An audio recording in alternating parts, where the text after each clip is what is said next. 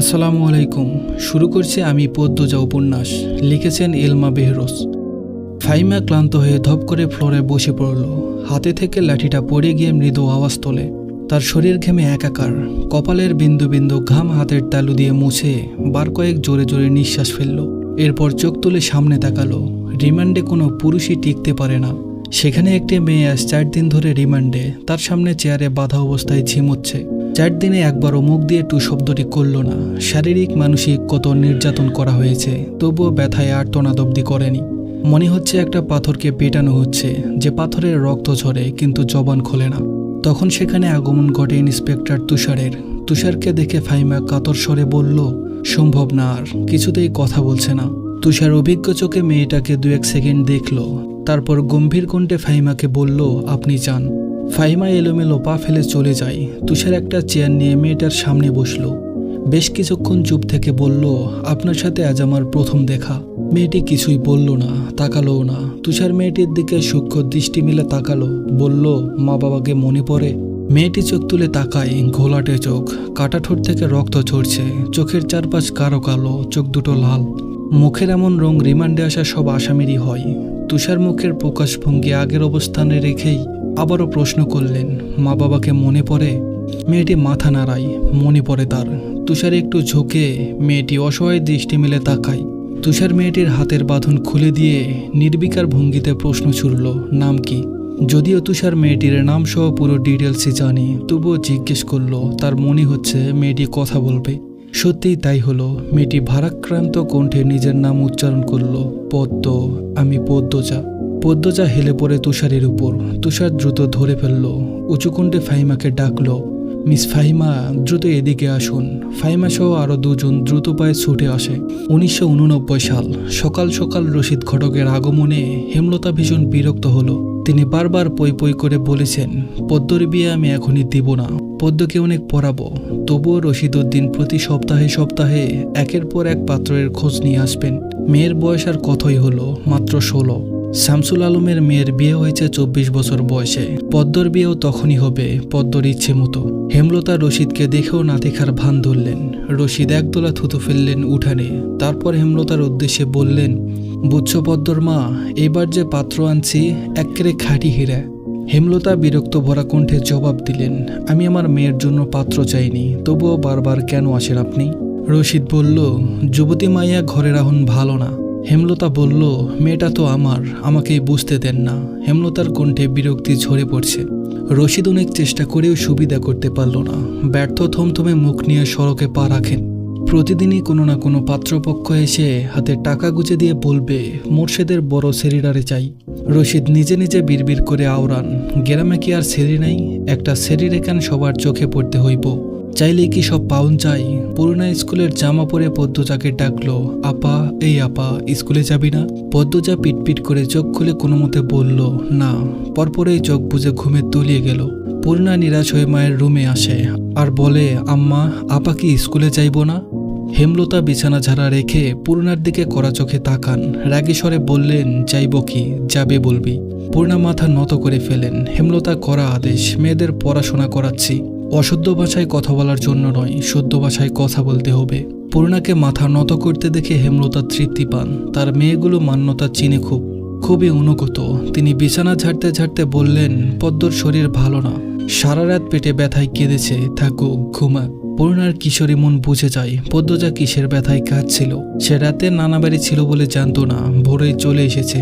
নানাবাড়ি হেঁটে যেতে 5 মিনিট সময় লাগে। পূর্ণাকে চুপচাপ দাঁড়িয়ে থাকতে দেখে হেমলতা বললেন, তুই যা, মাথা নিচু করে যাবি, মাথা নিচু করে আসবি। পূর্ণা রুমে এসে আয়নার সামনে দাঁড়ালো, নিজেকে খুঁটিয়ে খুঁটিয়ে দেখলো। এরপর গত মাসের মেলা থেকে আনা লাল লিপস্টিক গাঢ় করে ঠোঁটে মাখে। 14 বছরের পূর্ণার ইদানিং খুব শাস্তি ইচ্ছে করে। হেমলতা সেজেগুজে স্কুলে যাওয়া পছন্দ করে না বলে পূর্ণা আগে লিপস্টিক মাখেনি। টিনের দেওয়ালের কাঠের ঘড়ির কাঁটায় সকাল 10টা বাজলো মাত্র। এখনো পদ্মজা উঠল না। হেমলতা মেয়েদের রুমে ঢোকেন। পদ্মজা হাত দুটো ভাঁজ করে ঘুমাচ্ছে। জানালার পর্দা ভেদ করে আসা আলতো পেলব রোদ্দুরের স্পর্শে পদ্মজার মসৃণ পাতলা ঠোঁট, ফর্সা ত্বক চিকচিক করছে। হেমলতা বিসমিল্লা বলে 3 বার ফু দেন মেয়ের শরীরে। গুরুজনরা বলেন, মেয়েদের নজর লাগে বেশি, নজর কাটাতে বিসমিল্লা বলে ফু দিতে হয়। হেমলতার মা লেগছে পদ্মজার ঘুম ভাঙাতে। তবুও আদরে গলায় ডাকলেন, পদ্ম, এই পদ্ম। পদ্মজা চোখ খুলে মাকে দেখে দ্রুত উঠে বসে। যেদিন ঘুম থেকে উঠতে দেরি হয় সেদিনই হেমলতা ডেকে তোলেন। পদ্মজা অপরাধী কণ্ঠে প্রশ্ন করল, বেশি দেরি হয়ে গেছে আম্মা? হেমলতা বলল, সমস্যা নেই, মুখ দিয়ে খেতে আয়। পদ্মজা দ্রুত কলপারে গিয়ে ব্রাশ করে মুখ ধৌত করে। হেমলতা শিক্ষকের মেয়ে, তাই তার মধ্যে নিয়ম নীতির প্রভাব বেশি। মেয়েদের শক্তপোক্ত নিয়মে রেখে বড় করেছেন।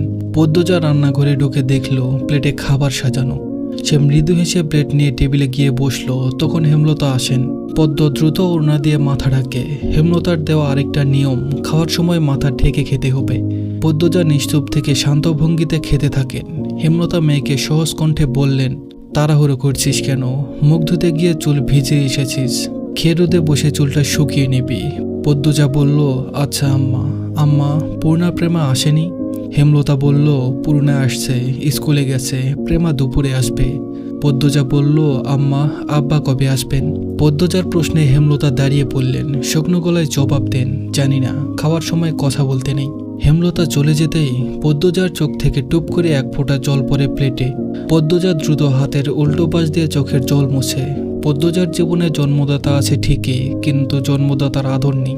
সে জানে না তার দোষটা কি, কেন নিজের বাবা বাকি বোনদের আদর করলেও তাকে করে না, কথা অবধিও বলে না। দুইবার মাকে জিজ্ঞাসা করেছে সে, আমি কি তোমাদের সত্যিকারের মেয়ে আম্মা? সন্তান হয় না বলে কি দত্তক এনেছিলে? আব্বা কেন আমাকে এত অবহেলা করেন? ও আম্মা, বলো না। হেমলতা তখন নিশ্চুপ থাকেন। অনেকক্ষণ পর বলেন, তুই আমার গর্ভের সন্তান আর তোর বাবারই মেয়ে। এখন যা, পড়তে বস, অনেক পড়তে হবে তোর। ব্যাস এইটুকুই, এর বেশি কিছুই বলেন না হেমলতা। পদ্মজার কেন জানি মনে হয় একদিন হেমলতা নিজে থেকে খুব গোপন কোনো কথা বলবেন, তবে সেটা যেন সহ্য করার মতো হয়। এই দোয়াই সারাক্ষণ করে সে। এই সময় হেমলতা উঠে বলল, এত কি ভাবছিস, তাড়াতাড়ি খেয়ে ওঠ। হেমলতার কথায় পদ্মজার ভাবনার সুতো ছিঁড়ল, দ্রুত খেয়ে ওঠে। আজ আমের আচার বানানোর কথা ছিল। সন্ধ্যা কাটতেই বিদ্যুৎ চলে গেল।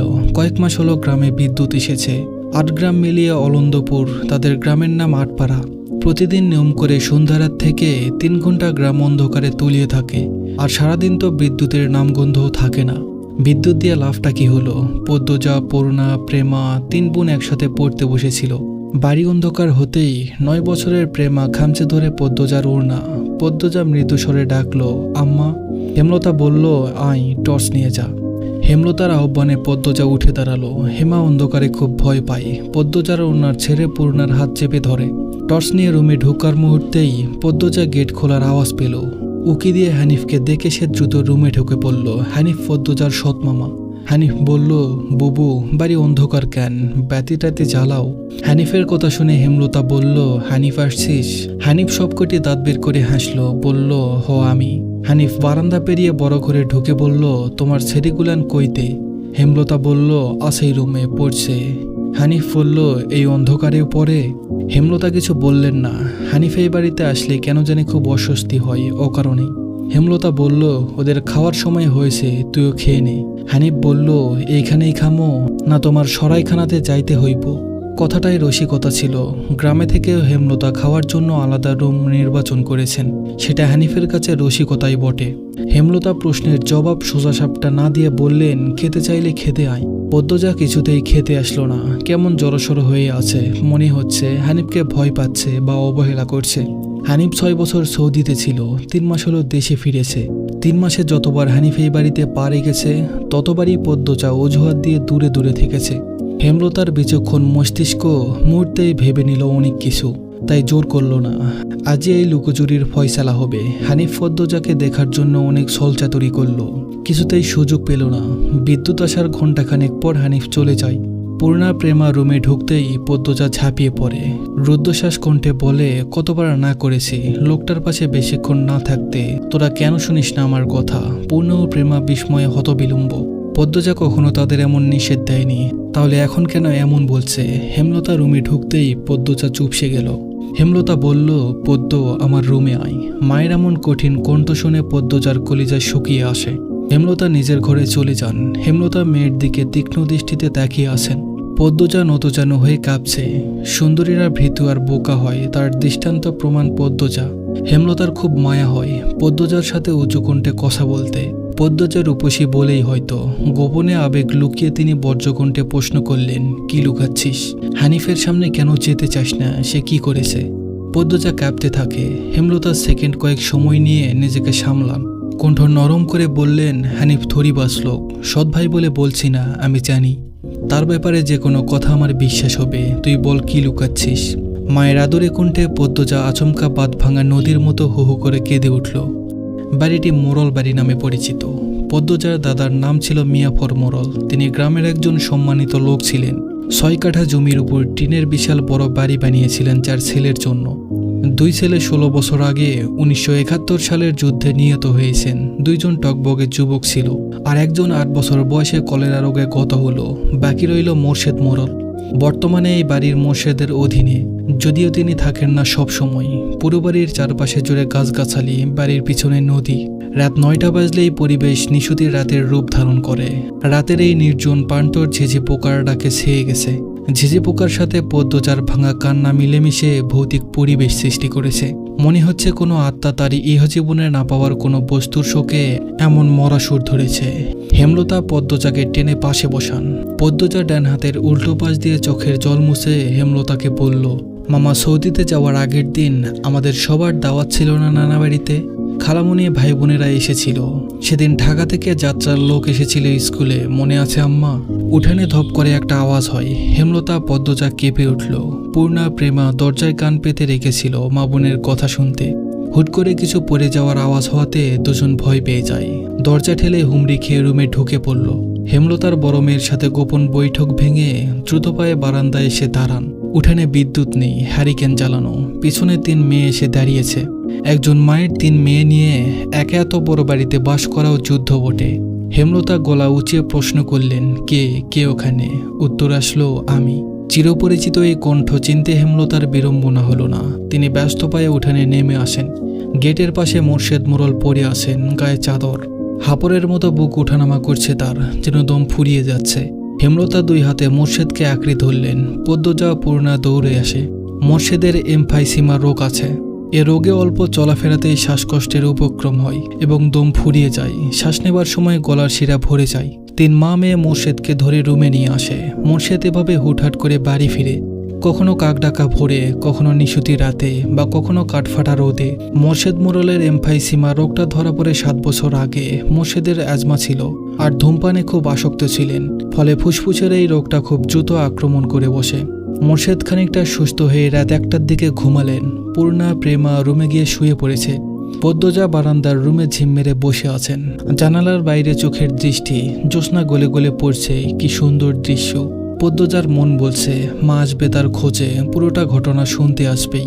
সত্যিই তাই হলো। কিছুক্ষণ পরেই হেমলতা আসলেন। পদ্মজা বলল, আম্মা, বাতিটা নিভিয়ে দাও। হেমলতা বাতিটা নিভিয়ে পদ্মজার পাশে বসেন। পদ্মজা তৈরি ছিল, তবুও অপ্রস্তুত হয়ে পড়ে। খুব অস্বস্তি হচ্ছে।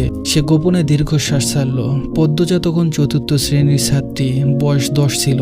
খুব কম বয়সেই তাকে স্কুলে পাঠানো শুরু করেন হেমলতা। সেদিন নানা বাড়িতে সবার দাওয়াত ছিল। হানিফ চলে যাবে সৌদিতে, তাই এত আয়োজন। পরিবারের মিলন আসর বসে।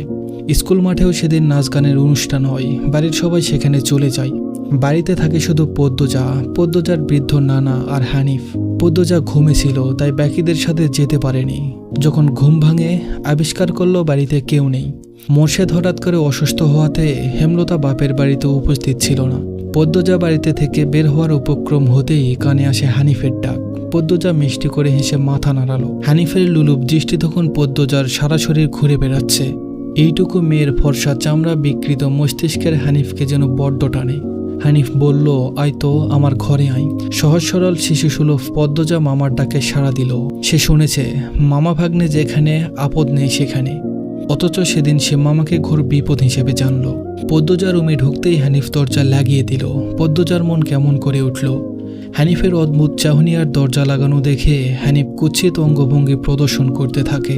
পদ্মজার দেখতে খুব খারাপ লাগছে, ভয় করছে। হানিফ বলে উঠল, এদিকে আয়, তোর লগে গল্প করি। হানিফ বিছানায় বসে পদ্মজাকে কাছে ডাকে। পদ্মজা কাছে যেতে সংকোচ বোধ করে। হানিফ পদ্মজার ডান হাত ধরে টেনে কোলে বসায় আর বলে, তুই জানোস, তুই যে সবার থেকে বেশি সুন্দর। হানিফের প্রশ্ন পদ্মজার কানে ঢোকেনি। সে মসরাতে থাকে হানিফের কোল থেকে নামার জন্য। আপত্তিকর স্পর্শগুলো পদ্মজার খুব খারাপ লাগছে, কাঁদতে ইচ্ছে হচ্ছে। হানিফ বলল, মসরাস ক্যান্ডে সেরি, শান্তিমতো বইয়া থাক, মেলা থাইকা সাজনের জিনিস কিন্না দিমুনি। হানিফ শক্ত করে দুহাত ধরে রেখেছে পদ্মজাকে। পদ্মজা কিছুতেই নামতে পারছে না। কাঁদো কাঁদো হয়ে পদ্মজা বলল, মামা আমি চলে যাব। হানিফ বলল, কই যাবি, মামার ধারে থাক। হানিফের শক্তপোক্ত হাতের স্পর্শগুলো শুধু অস্বস্তিই দিচ্ছে না, স্পর্শকাতর জায়গাগুলো ব্যথায় বিষিয়ে উঠেছে। পদ্মজা কেঁদে ওঠে, ভেজা কণ্ঠে বলল, বাড়ি যাব আমি, ব্যথা পাচ্ছি মামা। হানিফ হাতের বাঁধন নরম করে আদরে গলায় বলল, আচ্ছা আর ব্যথা দিতাম না, কান্দিস না। পদ্মজা চট করে কোল থেকে নেমে পড়ে। হানিফকে তার আজরাইল মনে হচ্ছে। মায়ের কাছে সে আজরাইলের অনেক গল্প শুনেছে। আজরাইল যখন জান নিতে আসবে তখন শরীরে খুব কষ্ট অনুভব হবে। এই মুহূর্তে যেন ঠিক তেমনই অনুভূতি হলো। তাহলে তার হানিফ মামাই আজরাইল। পদ্মজা দরজা খুলতে পারবে না, তাই হানিফকে ভীত কণ্ঠে অনুরোধ করল, মামা দরজা খুলে দাও। হানিফ বলল, কেন, আমি তোরে যাইতে কইছি। হানিফের কর্কশ কণ্ঠের ধমকে পদ্মজা ভয়ে কেঁপে উঠল। তার চোখ বেয়ে জল পড়তে থাকে। হানিফ পদ্মজাকে জোর করে কোলে তুলে নেয়। পদ্মজা কাঁদছে, তার খুব ভয় লাগছে, বারবার বলছে, মামা আমি বাড়ি যাব।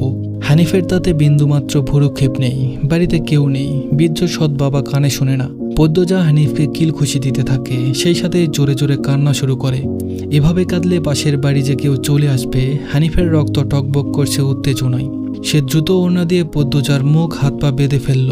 পদ্মজার দু চোখের পানি হানিফের চোখে লাগেনি। হানিফ ভীষণ আনন্দ পাচ্ছে, পৈশাচিক আনন্দ পাচ্ছে। সে সিগারেট জ্বালায়, খুব আনন্দ হলে তার সিগারেট টানতে ইচ্ছে করে। সিগারেট টানতে গিয়ে মাথায় আসে নৃশংস ইচ্ছে।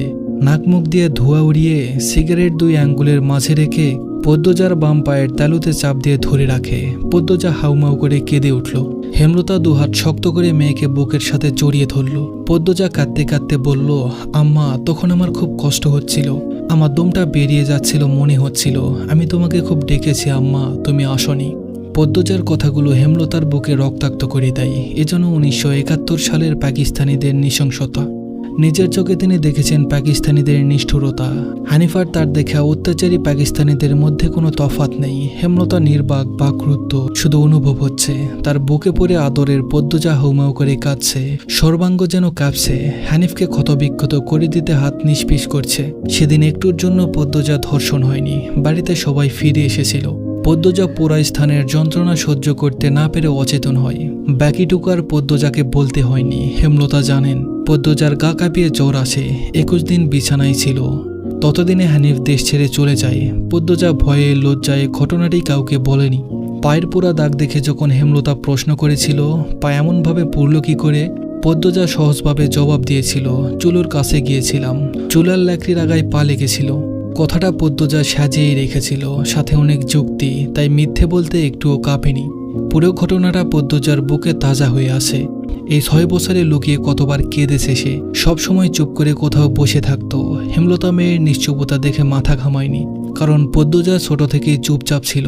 কিন্তু আজ হেমলতার খুব আফসোস হচ্ছে, নিজেকে অপরাধী মনে হচ্ছে। তিনি ভেবেছিলেন তার 3টা মেয়ে তার কাছে খোলা বইয়ের মতো, চাইলেই পড়া যায়।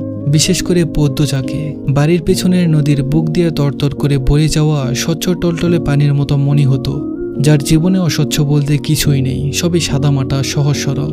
অথচ পদ্মজার জীবনেও কত বড় দাগ জলজল করে জ্বলছে, কত বড় ঘটনা লুকিয়েছিল। মেয়েরা কথা লুকিয়ে রাখার সীমাহীন ক্ষমতা নিয়ে জন্মায়, কথাটি নিজের মেয়েদের ক্ষেত্রে মাথায় আসেনি। পদ্মজা শান্ত হলে হেমলতা বললেন, পাটা দেখি। পদ্মজা পা বিছানায় তুলল। হেমলতা পদ্মজার পা কোলে নিয়ে পোড়া দাগটা দেখেন মনোযোগ দিয়ে। রক্ত টকবক করে ওঠে, হিংস্রতা যেন লুটোপুটি খাচ্ছে। হেমলতা বলল, এই পোড়া দাগটা হানিফের রক্ত দিয়ে মুছবো। কথাটি কত সহজ করে বলেছেন হেমলতা, তবুও পদ্মজা কেঁপে উঠল। কি যেন ছিল কথাটিতে, শরীরের পশম দাঁড়িয়ে পড়ে।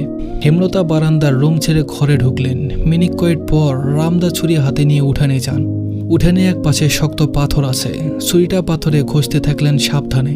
ঘষতে ঘষতে পাথর গরম হয়ে আগুনের ফুললিঙ্গ দেখা দেয়, মানে ধার হয়ে গেছে। পদ্মজা বারান্দা থেকে দেখছে, অজানা আশঙ্কায় তার বুক কাঁপছে। হেমলতা বারান্দা পেরিয়ে রুমে ঢুকতে যাবে, তখনই পদ্মজা উৎকণ্ঠিত গলায় ডাকলো, আম্মা। হেমলতা বলল, আন্নার চাচার এক মেয়ে নিখোঁজ, শুনেছিলিস তো বড়দের মুখে। সে মেয়ের ধর্ষক হানিফ ধর্ষণের পর পুঁতে ফেলেছে। অলন্দপুরের এই একটা মানুষই এতটা নৃশংস। আমি তখন ঢাকায় পড়তাম, বাড়ি এসে জানতে পারি ঘটনাটা। আম্মার অনুরোধ করা কান্নায় আমি সেদিন মুখ খুলিনি। এত বড় পাপ চেপে চাই, সেই শাস্তি আমি ধীরে ধীরে পাচ্ছিলাম। আজ পুরোপুরি পেয়ে গেলাম, আমার পাপের শাস্তি শেষ হয়েছে। হেমলতা কথা শেষ করে জায়গা ত্যাগ করলেন। কি ধারালো প্রতিটি বাক্য! হেমলতার মুখ দিয়ে যেন আগুনের ফুলিঙ্গ বের হচ্ছে। পদ্মজার মস্তিষ্ক শূন্য হয়ে পড়ে।